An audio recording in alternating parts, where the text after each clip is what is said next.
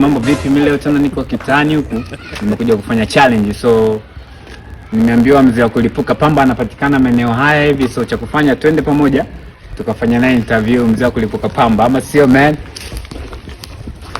Leo pande hizi ndo mwanetu anapatikana. Mwanetu huyu hapa huyu. Twende director wangu. Mwanangu anakana kalala hapa, anakana kiwa sio anakula kubwa. Wewe mwanangu tichangu. Wewe mzee kulipuka pamba. Oi! Konda mwanangu kapi interview hapa. Mbona vipi? Nini njani nini tukachea ubuku? Hamna mwanangu, anasema najua. Hapa katika mazingira hapa kuna mtoto mzuri uko anamuanza hapa, sasa nikajikuta napitana usori. Poa, sasa mimi leo na fulani hivi nataka ni challenge, unajua?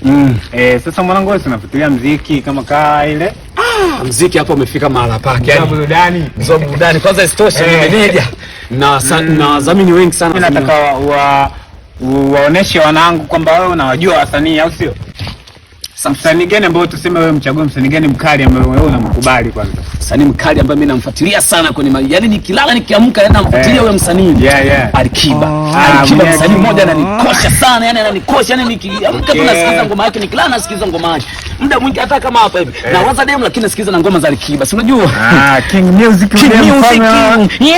Sasa mwanangu mimi nataka uniambie ngoma gani ambayo unasikiliza toka kwa Alikiba? Yaani ziko ngoma nyingi sana za Alikiba nazozifuatilia, lakini kuna ile ngoma aliomba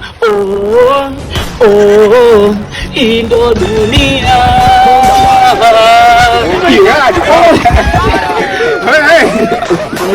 Wewe ni ngoma ya Alikiba. Hiyo ngoma Alikiba mwanangu naifuatilia hapo msikia ile alipo.